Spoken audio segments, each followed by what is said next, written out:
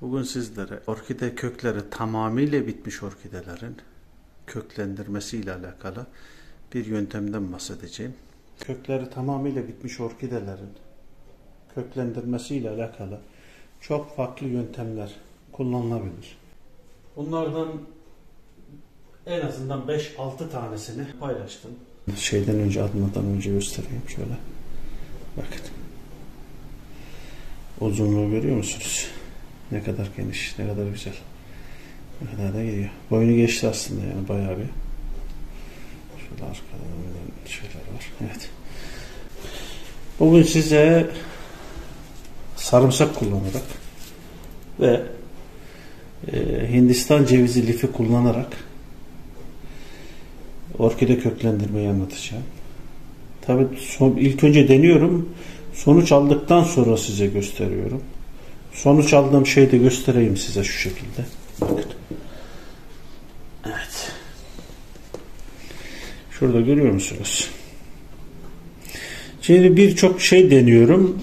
Hepsini de başlarken kayda alamıyorum. Mesela bir çam kozalağında köklendirmeyi denedim.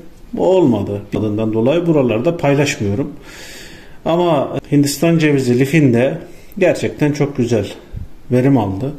Ve daha da kökler büyümeye devam ediyor. O yüzden size bu Hindistan cevizi kökünde, Hindistan cevizi lifinde nasıl orkide köklendireceğimizi göstereceğim. Bakın şu yaprak bu Hindistan cevizi lifinin içerisinde büyüdü. Şöyle göstereyim. Bunu da buraya koyayım. Şimdi kullanacağımız bir tane elimizde bu orkidelerimi koyduğum raflar var. O raflardan düşmüştü. Düştüğünden dolayı da biraz yıprandı. Kökler de sonradan kırıldı. Ondan dolayı bunu yeniden köklendirmeyi düşünüyorum. Bu şekilde bir Hindistan cevizi lifine ihtiyacımız var ve sarımsağa. Bakın, sarımsağa ihtiyacımız var.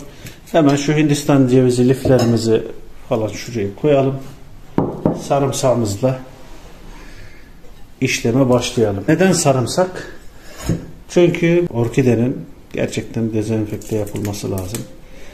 İlk bir başlarken birazcık beslenmesi lazım.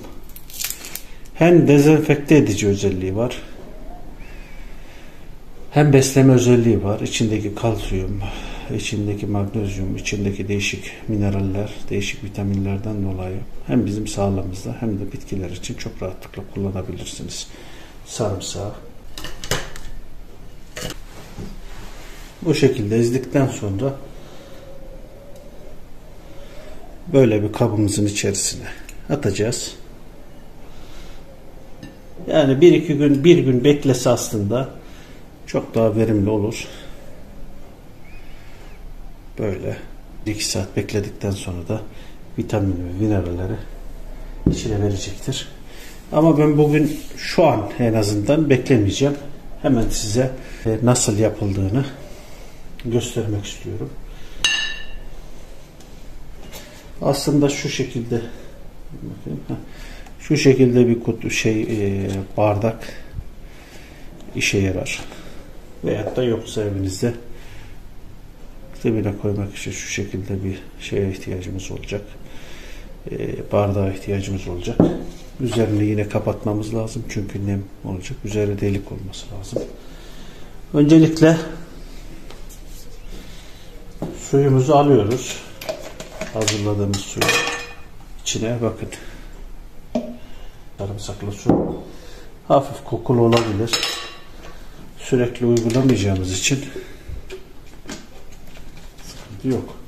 Hafif kokulu olmasında da hiçbir problem yok. Şu şekilde çalkalayalım. Şu an bir Hindistan cevizi lifimizi, bunu nereden bulabiliriz diye soruyorlar. Özellikle söylüyorum bunlara. Nereden bulabiliriz? Süsleme eşyaları satan hemen hemen her yerde bunu bulabilirsiniz. Hem orkide yetiştirmede hem orkide köklendirmede çok verimli. Neden?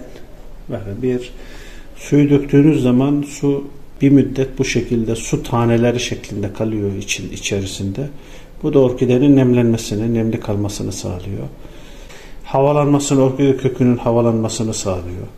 Bütün köklere güneşin girmesini, ışığın girmesini sağlıyor. Bir de köklerin çürümesini ve köklerin mantarlaşmasını da engelliyor. Yani mantarlaşmasına da sebep olmuyor.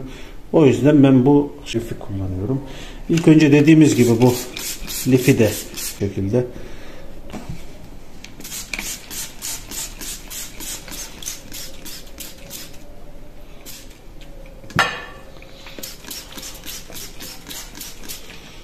çıkartalım tekrar.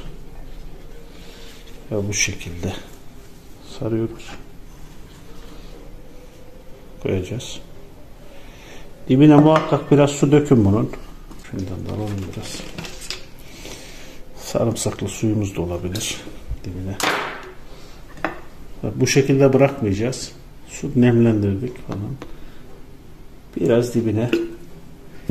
Bakın görüyor musunuz? Bir dakika. Çok oldu. Evet. Suyu dediğim gibi şuraya kadar koyup üzerine bir pet kapatacağız. Bu şekilde koyacağız. Şuradaki su bittiğinde tekrar su koyduğumuz zaman yaklaşık bir ay içerisinde hangi hale alacaktır? Evet, bir ay içerisinde kökü tamamıyla bitmiş orkidemiz, bakın şu hali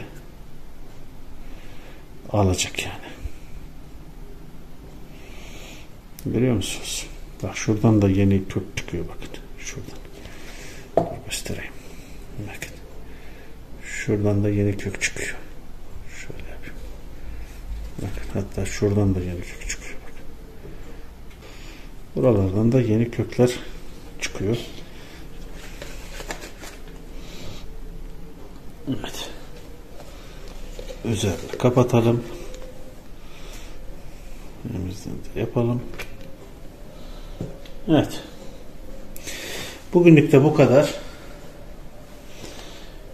Videomu eğer buraya kadar izlediyseniz kanalıma abone olmayı, bildirim zilini açmayı, eğer videomu beğenirseniz beğen tuşuna basarak bana destek olmayı unutmayın lütfen.